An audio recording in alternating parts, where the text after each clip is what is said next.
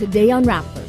Tumahimik na rin lahat yung mga nagsasabing walang source code, kung ano-ano sinasabi. Pwede ba? Tumahimik na at magtulungan tayong lahat.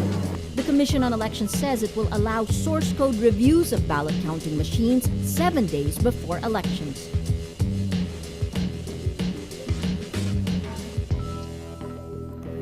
Our analysis so far is that there are small glitches which affects not the count. Glitches disrupt final tests of ballot counting machines, but COMELEC says these won't affect results.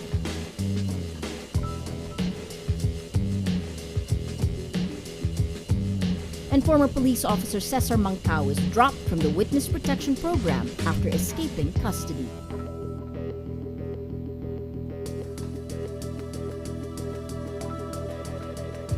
Hello, I'm Maria Ressa. Welcome to Rappler, your social news network. For the first time, groups in the Philippines will see the code that runs the country's ballot counting machines, addressing 3 years of apprehension over the automated elections.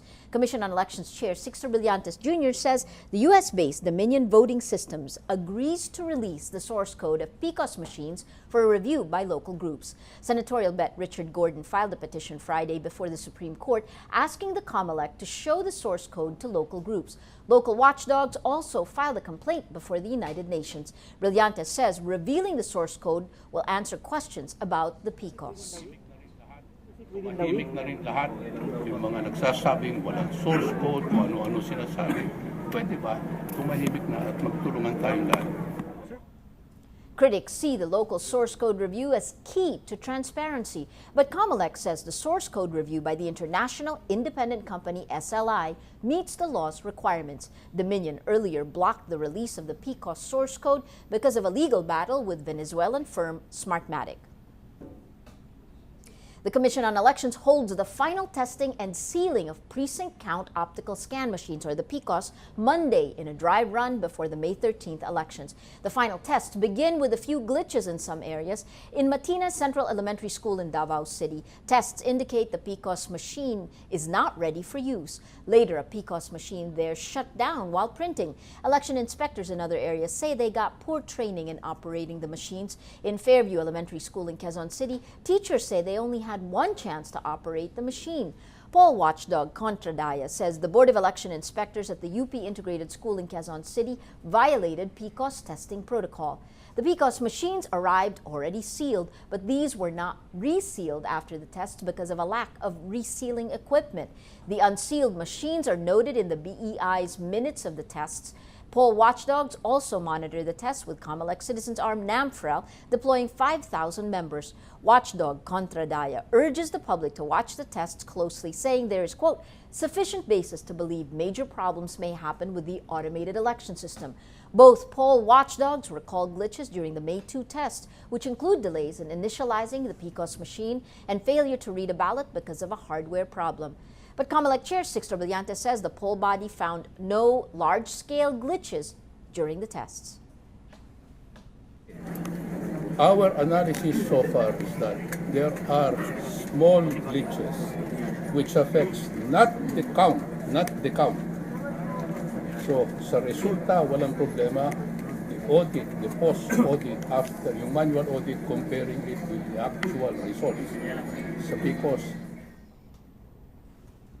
Elections are exactly a week away and PCOS machines are done with final testing. But where are the vote counting machines now? Rappler creates the hashtag PCOS delivery map to track the travel of PCOS machines, ballots, and other election materials to the provinces. Click on the icons to view the number of machines expected by each region or province, the delivery dates of the election materials, and the status of delivery. Using the widget, share the page and help us monitor the progress of PCOS machine deliveries. We're also launching hashtag VoteWatch. It's a crowdsourced reporting tool that lets you share stories and incidents of the 2 V's, violence and vote buying. Reports can be validated or refuted. For more information and instructions on how to report, go to rappler.com/VoteWatch. The battle for vote-rich Cebu is on. One candidate wants to continue his family's legacy while the other promises change. Ay Macraig reports. It's calm and quiet in Cebu's capital, a far cry from this scene just 5 months ago. I will continue to discharge my functions as governor of Cebu. And if they want to stop me, then they'll have to do that over my dead body. Governor Gwen Garcia faced suspension in December, refusing to leave her office for 1 month until she was padlocked out of the capital. While the standoff ended, the political battle in the country's most vote-rich province and de facto second capital is far from over. Gwen's youngest brother, Congressman Pablo John P.J. Garcia, seeks to reclaim the capital now that his sister's term is up. If he wins, he will be the third Garcia in a row to be Cebu governor, opposed his father, Congressman Pabling Garcia, held before Gwen. After losing to Gwen in 2010, Hilario Junjun Davide III of the Liberal Party is running again. Imagine how many Garcias are running now. How many Garcias ran in 2010? A suspended governor, the brother, the father, 2 brothers running for mayor in 2 towns, one in the 2nd district and one in the 1st district. Bakit sila na lang ba? Wala na bang ibang mapipilian ng Cebuano? Sila na lang. They want to rule the province. That's their ultimate objective, to rule the province. That's a great insult to the Cebuanos. Gwen is now running for Congress, but Cebu's controversial governor looms large in the gubernatorial race. Davide says Cebu has had enough of 18 years of Garcia leadership, marred by scandals like the allegedly anomalous purchase of the Balili estate that led to the filing of graft cases against Gwen. The LP bet contrasts the Garcia's image with the reputation of his father, former Chief Justice Hilario Davide Jr. But what Davide calls wasteful governance, PJ considers progress. He is running to continue his sister's legacy, which he says made Cebu the #1 province. Despite his family's resources and decades-long grip on power, PJ says Gwen's suspension makes him the underdog. Is he David, or has he become Goliath? He's the president's boy. He's clearly whom Malacanang wants to be governor, not necessarily whom the Cebuanos want to be governor. When Mar took over, the governor was suspended. So, isn't it clear that this election for them is about 2016? To ordinary Cebuanos, the elections are not just about politics. It is important that we have a leader who can really effectively carry our voice before the national leadership. Somebody with credibility, somebody with integrity. As to who that man is a question Cebu's 2.5 million voters will have to answer with their ballots. Davide versus Garcia. Both lawyers and scions of big names in Cebu politics. Despite these similarities, there's a stark difference. One promises continuity, the other change. Cebuanos will have to choose the man who deserves to lead a province that's not just an economic hub, but also a key political battleground. Ai Macraig, Rappler, Cebu. More than 18,000 positions are up for grabs exactly 1 week from today. Here's a quick wrap of the latest election news all over the country. Opposition senatorial candidate Jack Enrile peaked as high as 3rd most preferred candidate in a Pulsation survey released in September of 2012, a far cry from his current rank of 11th to 16th in the latest survey. In a curious move, the Enrile family comes out with a 2-part episode in TV show Maalaala Mo Kaya, featuring Senate President Juan Ponce Enrile. This despite Jack disassociating his campaign from his father's. MMK's influence on public opinion has been proven with 2004 senatorial candidate Pia Cayetano and Grace Poe, an effect yet to be seen with Enrile. In Ilocos Sur, gubernatorial bet Ryan Singsong faces possible disqualification after his opponent filed a complaint against him before COMELEC. Liberal Party bet Roque Versosa Jr. files a disqualification case and criminal complaint against Singson, accusing him of vote buying. Singson took the place of his father Chavit in the gubernatorial race in the province. An arrest warrant is issued against re-electionist Banged Mayor Ryan Luna for allegedly ordering the shooting of Brenda Crisologo during the COMELEC ballot counting in May 2007. Brenda is the wife of Tineg Mayor Edward Crisologo. The Justice Department recommends the charge after a witness said Luna was seen talking to the alleged gunman and pointing at Crisologo. Police failed to find Luna, but Cordillera Police Director Benjamin Magalong says he's in touch with the mayor.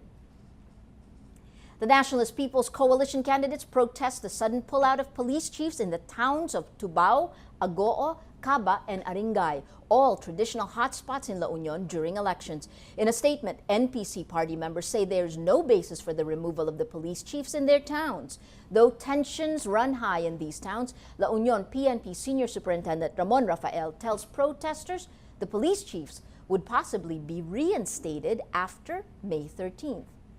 Taguig mayoral candidate Rica Tinga wants COMELEC to classify the city, quote, an area of immediate concern following reports of violence over the weekend. Tinga's supporters were allegedly chased and hurt by Taguig security personnel Saturday as they were campaigning near the city hall. Incumbent Mayor Lani Cayetano says Tinga's camp instigated the violence.